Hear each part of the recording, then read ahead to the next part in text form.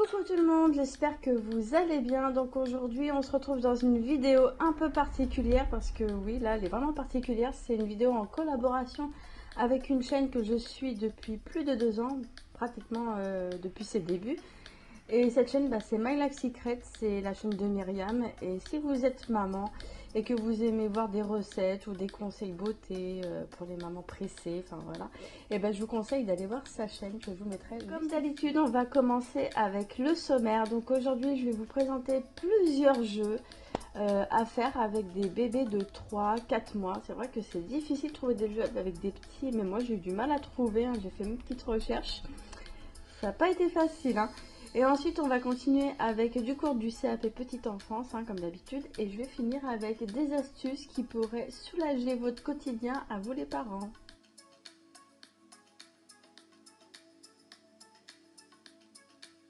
On va commencer avec les jeux. Donc comme d'habitude, je vais essayer d'un peu illustrer ce que je vous explique, hein, comme à chaque fois.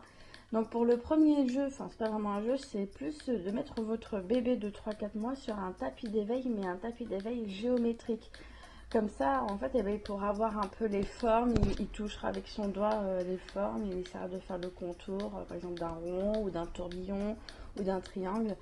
Voilà, de toute façon, je vous mettrai encore une petite photo sur le côté pour que vous voyez un peu le style de tapis d'éveil qui pourrait vraiment les éveiller. Deuxième jeu, habituez-le aussi à l'appeler par son prénom. Je sais que c'est trop dur quand ils ont 3-4 mois, on a tendance de leur donner des petits surnoms tout mignons, mais non, appelez-le ou appelez-la par son prénom pour que votre enfant de 3-4 mois, il ait déjà en tête le son de son prénom, comme ça il saura que on parle de lui. Troisième petit jeu à faire avec un bébé de 3 mois ou 4 mois, enfin, ça serait de le laisser dans son parc et pas forcément lui mettre plein de jouets autour de lui ni de peluches, mais lui donner un miroir de poche, comme ça il se regardera dans le miroir et ça lui permettra un peu de s'amuser, de se faire des sourires, de se faire des bisous comme ils font les bébés, et ça va lui apprendre un peu à reconnaître son corps tout simplement. Quatrième jeu un peu marrant là cette fois-ci, si vous voulez, vous pouvez prendre des petits grelots, hein. Il y en a des pas chers, hein, même sur eBay vous en trouvez à 1-2 euros. Et ce que vous allez faire, c'est le coudre ou soit même le scotcher à une chaussette que vous allez lui mettre que à la maison, hein, qui ne mettra pas dehors. Et ensuite, votre enfant, soit il marchera à 4 pattes, ou il marchera à 4 pattes, ou il fera du bruit et tout. Et il verra en fait que ses pieds font du bruit avec le grelot. Et ça, c'est vraiment un jeu qui va un peu éveiller son sens de l'ouïe, et c'est un super jeu en fait, hein. Les petits ils adorent dès qu'il y a du bruit, voilà. Le cinquième jeu, donc là cette fois-ci vous pouvez faire lors par exemple de la douche ou même quand vous allez au parc avec votre bébé, c'est de faire des bulles. Voilà, tout simplement, c'est simple, hein, faire des bulles. Vous prenez de l'eau, du PEC, du liquide vaisselle et vous faites des bulles à votre enfant, comme ça il pourra regarder les bulles, découvrir un peu voilà comment elles s'envolent. Enfin, ça c'est vraiment des moments magiques, quoi. Un autre petit jeu que vous pouvez faire avec votre tout petit aussi, c'est de se mettre devant lui quand il est dans son parc ou sur son tapis d'éveil, et vous allez prendre une peluche ou même son doudou, hein, et vous allez vous mettre devant lui, vous allez lui montrer son doudou, lui faire coucou avec, et vous allez vous mettre par exemple sur la droite ou sur la gauche avec son doudou, et vous allez regarder comment il va réagir, s'il va tourner sa tête ou bouger les yeux pour essayer de vous suivre.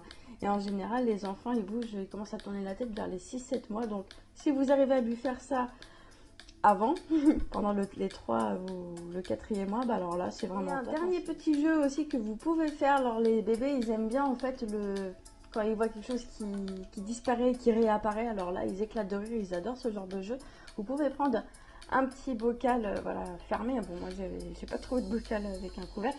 Mais vous prenez ça, vous prenez même un rouleau de papier toilette que vous allez couper à moitié. Vous allez le mettre au bout du bocal. Et en fait, ce que vous allez faire, c'est prendre des boules en mousse, vous allez mettre dedans et vous allez mettre le couvercle et vous allez montrer à l'enfant que là, il n'y a pas de boules. Et là, elles apparaissent et ils vont voir les boules apparaître et elles disparaissent derrière et elles réapparaissent. Et ça, ils vont adorer en fait. Ce genre de jeu, ils adorent ça, les petits bébés.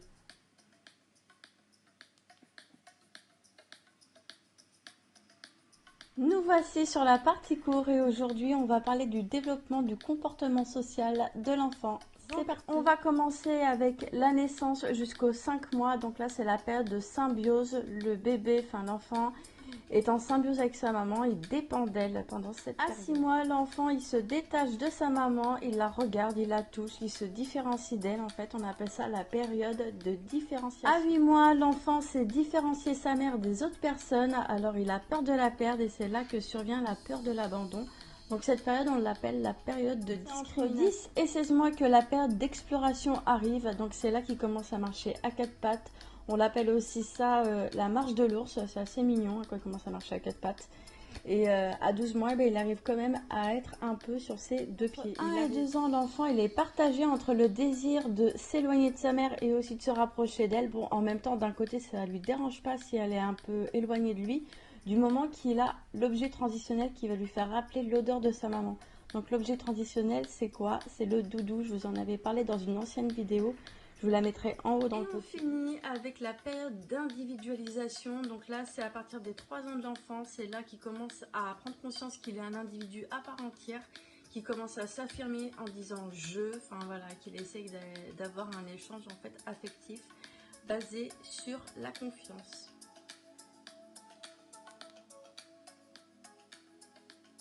Je termine cette vidéo avec la rubrique astuces. Donc la première astuce pour aider votre enfant à bien tenir son crayon ou son stylo quand il commence à arriver un peu en CP et tout, vous pouvez lui mettre un élastique. De toute façon, je vous mettrai des petites images pour qu'il puisse bien tenir son crayon et qu'il n'ait pas à tomber. Voilà. Deuxième astuce pour vous les parents, donc là c'est pour les longs trajets en voiture, ça serait de prendre un range-chaussures et le mettre derrière soit le siège du conducteur ou passager.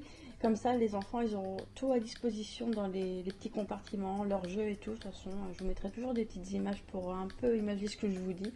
Pour la troisième astuce, donc je pense que peut-être vous êtes beaucoup à la connaître, hein, mais je vais vous la dire quand même, hein, si ça peut vous aider à économiser, parce que les enfants, ils aiment bien abuser un peu sur le savon ou le gel douche, surtout quand c'est à pression.